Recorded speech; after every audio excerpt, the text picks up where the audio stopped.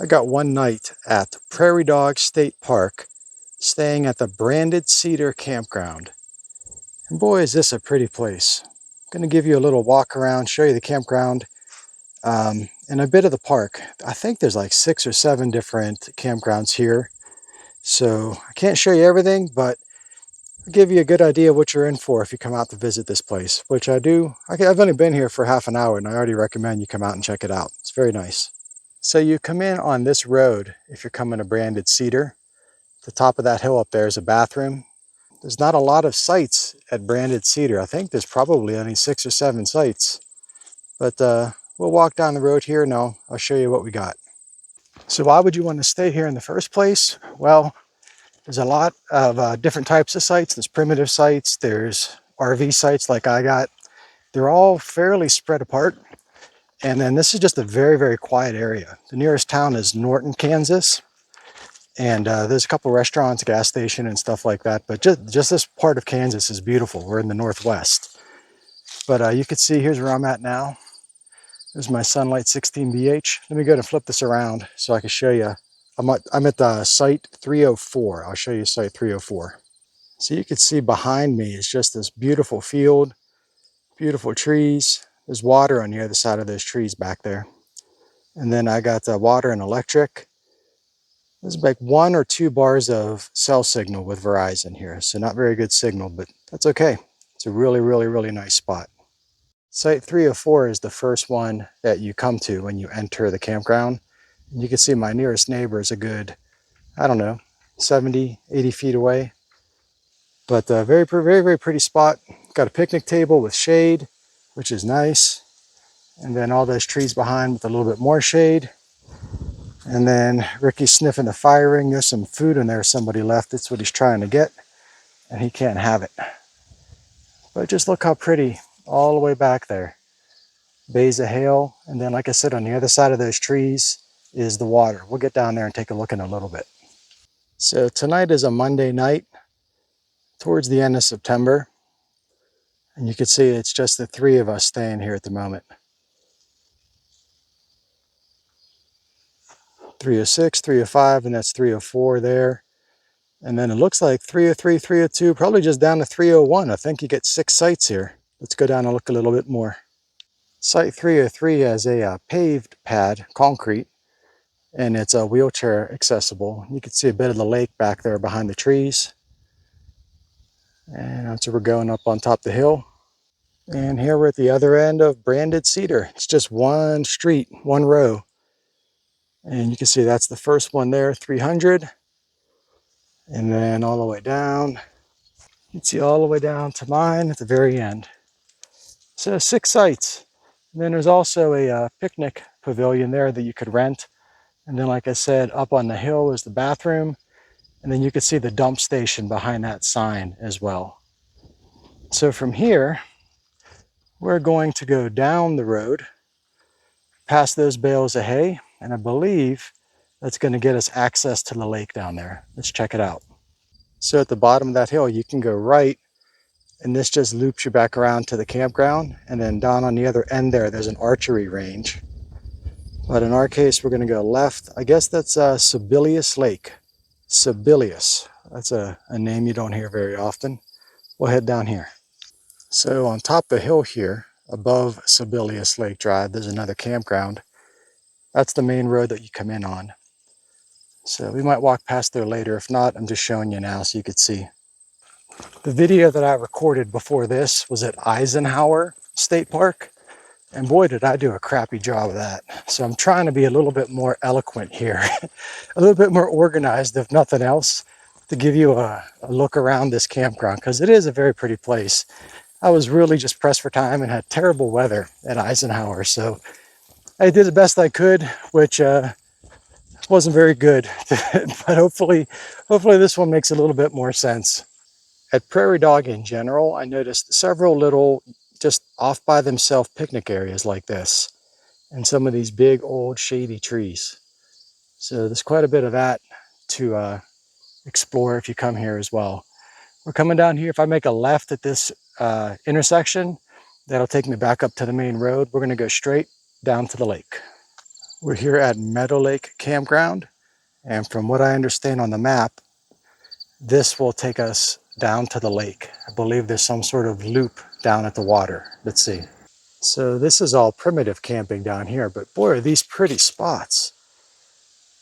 You've got privacy in the trees to the left and the right, lots of shade, and it just smells like autumn down here. It's late September, we got a month to go, but I could just smell it in the air. It's starting to feel like autumn. The big hawk just flying by. I don't know if you saw that or not. All kind of stuff. All right, so we're not going to see the lake. I could tell you right now. This is the end of that Meadow Lake loop, and it just brings you right back around to the road we were on before. So I'm sure there's another way to get down to the water, but it's not here. It's not near where I am camping, that I know of anyways. And that's okay. One thing about Kansas is if you've ever been to any of the lakes in Kansas, they are swampy lakes, especially this part of the state where there's not a lot of hills. I mean, there's small rolling hills, but it's like a cascading mud until the mud recedes and you're in water.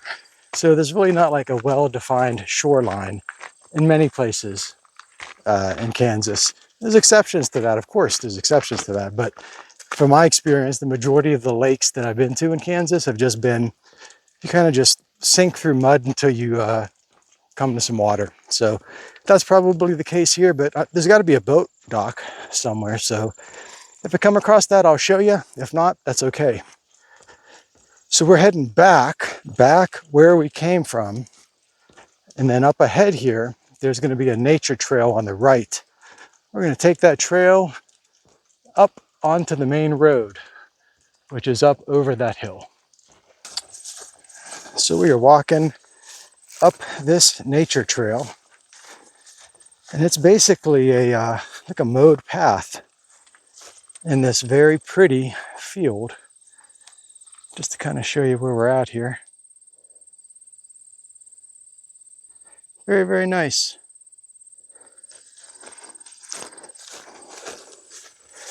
And I will say, this kind of environment is certainly prime snake habitat. Last thing I want is to run into a rattlesnake, so we're being very cautious. Keep on going up ahead here. So there's a bit of the lake from a distance, and I looked at the map again and I found the mistake that we made. There is a way to get down there. If I have time after dinner, I'll go down and show you. Probably can't see it on camera, but they're grasshoppers. There's grasshoppers everywhere. They're just leaping out of the way as we walk by. I could imagine that in the springtime, this whole place would be a nightmare for mosquitoes. Nightmare with mosquitoes. Nightmare for humans. A nightmare for humans because of mosquitoes. But right now, I got bit by one. Not so bad. But it's all grasshoppers, and they're brown grasshoppers. Anybody that knows anything about grasshoppers knows that they're supposed to be brown. If you're somewhere where you got brown grasshoppers, then you know you're in a good part of the country. Where I live in the south, all the grasshoppers are green. Not the best place. The west is the best. One thing about the west that is not the best, I don't know what you call those little triangular thorny things that just happen to be scattered all around the ground. And they get in dogs' paws, like Ricky's. I've had to take several of those out of his paws already. It must hurt like crazy. We don't have those in the south. They remind me of caltrops. Caltrops, which was a ninja weapon from the movie Revenge of the Ninja. Shogasugi would throw a bunch of like steel ball bearings when someone was chasing him. Then right after that, he would throw a handful of these triangular spiked things that the guy would slip on, and his face would fall face first into the caltrops, and he would die. So those little thorny things that are out in nature here in the West, I don't know what they're called. I call them caltrops. I'm sure they're called something different than that. I believe this may empty out at Prairie Dog Town. That's right. The prairie dogs have their own town here at Prairie Dog State Park. And I drove past it coming in and thought it was pretty darn cool. So let's see if it's pretty darn cool when Ricky shows up. It's about to get pretty darn hot when he shows up and tries to eat all the prairie dogs. Of course, I'm not going to let that happen, but it'll be interesting to see what he does when he gets in front of possibly 100 or more prairie dogs just prairie dogging around, going in and out of their little burrows. There are several interconnected trails here at this park, and I'm not sure, the map is not especially helpful. So I'm at a crossroads here. My gut tells me to go left. I see the power lines are up there. That's where the road is that I came in on. I believe that's going to take us to Prairie Dog Town. Let's try it. Okay, I see Prairie Dog Town ahead. Let me switch this around. Ricky hasn't noticed them yet. This is going to be something. Let me stop here first before he gets up close. And let me zoom in on Prairie Dog Town.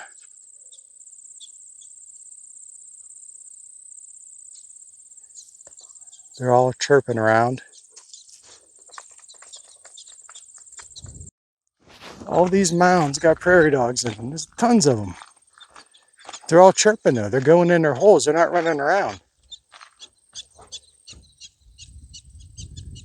It's like they sound the warning, and now they're all going away. He's not even gonna get a chance to see them. I thought he would be raining a whole bunch of terror on these prairie dogs. He's sniffing a prairie dog hole there. And you can see there's another hole there. They got their burrows all over the place, but they're all standing watch way far away. Ricky's going nuts. He knows they're there. He hears them. Look at that boy. He wants them prairie dogs.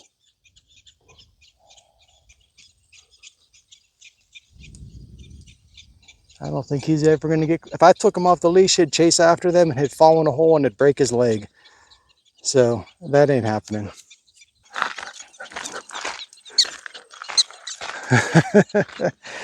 He wants them prairie dogs. He ain't getting them. No way, Ricky. No way, Ricky. You just forget about them prairie dogs.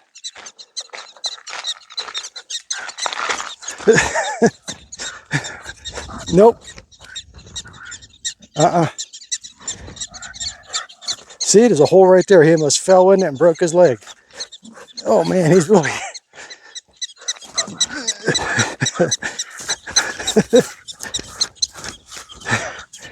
Nope. Nope. No way. Ain't happening, bud. It ain't happening. You're gonna have to give up on that dream. The dream of prairie dogs ain't gonna come true for you.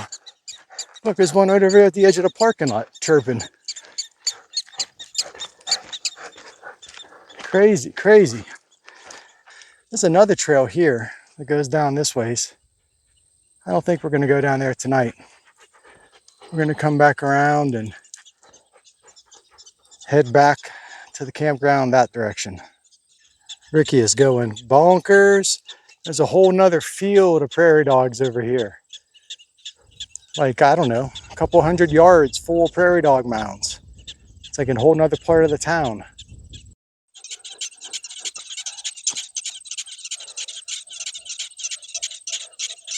So I'm zoomed in on this guy right here. He's making a racket. I don't know if this microphone's picking up all his chirping or not. That's about as close as I could zoom in. He's a good 50 feet away. He's gonna be thirsty. There's a whole nother section over here on this corner of the roads here, where that corn row meets the main road that we come in on and all that. There's a whole nother section of Prairie Dog Town. All right, so we're on the main road now. If I were to continue straight on this road, it'll take you up to the visitor center. But we're gonna go over to this little side road here, this little U, and to that pavilion because there's some signs there. I want to see what this Prairie Dog Town's all about. Like, why is it here and not the whole place? I didn't see any other prairie dogs anywhere in this park except for this, you know, probably like a 100-acre spot. They're all over the place here, but they're nowhere else. So I want to know if they moved them here. Is this like a conservatory of prairie dogs or what? Let's see what this pavilion says. So feel free to pause the video if you want to read everything here. It doesn't tell us anything about Prairie Dog Town in particular. Like, I don't know if these things have been relocated here or if they've just always lived here and they decided just not to let trees grow here or something to keep them around. I don't get it. But it does say there's a whole bunch of different varieties of them, and they are susceptible to the plague. It doesn't say which plague. It could be any number of plagues. It could be the Ricky plague. Ricky is a plague on these things right now, but yeah. I'm not going to get close enough to get bit by one, so I ain't worried about getting the plague from prairie dogs. All right, I'm not going to record quite as much on the way back. We're just going to go down this road. This is the main road that you'd come in on if you were coming to visit this place. And then we're going to go all the way down and make a right. That's going to take us back to my campground. So again, I wish I had more time here. I've just got this one night, and it's dinner time now. After dinner, we may take a walk down to the lake if that pans out. But beyond that, there's a lot to see here that I wish I could explore. There's some old pioneer buildings, an old schoolhouse, an old homestead. There's a couple other trails as well that I like to walk on, and I don't know, it's a cool place. There's hardly anybody here too. It's a Monday night, very empty, very quiet. Here's another shot of the lake from up on top of the hill. It's very pretty, very, very blue. Here's a shot of that campground I showed you earlier that was up on top of the hill. Now that we're up there, you could see it. I believe this is called Cedar Ridge Campground. And it's nice and all, but there's no shade. Not quite as nice as where I'm at. He's tired, hot and tired. Wouldn't drink water, it's his own fault. He'll be fine. We're almost back. But like I was saying earlier, there's a bunch more campgrounds here. I'm not going to be able to show you them all. But check them out if you like to camp differently. There's other places here to camp and a lot more to see. Since I'm walking right by it, I might as well give you a look inside the restrooms. I know that's important to some people. One stall for men, one stall for women. Got your own toilet, your own sink, and your own shower. I've seen cleaner, but it's a state park. What do you expect? Hey, there's me in the mirror. Check that out. How's about it? Okay, let's go look at the dump station.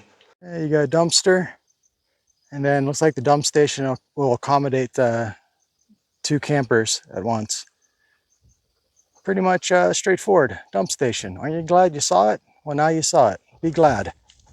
All right, this boy wants some water. Let's get him in there. Goes right for the water dish. Better the water dish than the bed. All right. He's gonna pass out. Okay, I'm not gonna show you the lake in this video. I apologize. I kind of teased you about this lake up close the whole time. You're gonna have to use your imagination. So just sort of recall the lake that I showed you from a distance. If you remember, it was the blue thing. There was like the sky, then there was that blue, then there was the land. That blue thing was the lake. Just imagine you're looking at it again, but up close, like really close to your face. And then it'd be less blue that way too. It only looks that blue from a distance. When you're up close to it, it doesn't look nearly as blue. It would probably be some shade of like brown, quite honestly. But I'm sure it's very pretty up close. You just don't get to see it. But I'm just rambling on here in this video. Thank you for watching. Hopefully this tour was a little bit better than that last one at Eisenhower State Park. Maybe this one's worse. I don't know. I've got no sense for these things. But you could probably hear a dog panting right down there. He needs some more water. He drank his whole bowl already. Gonna make some dinner, and that'll be it. So once again, thanks for watching. Catch you in the next one.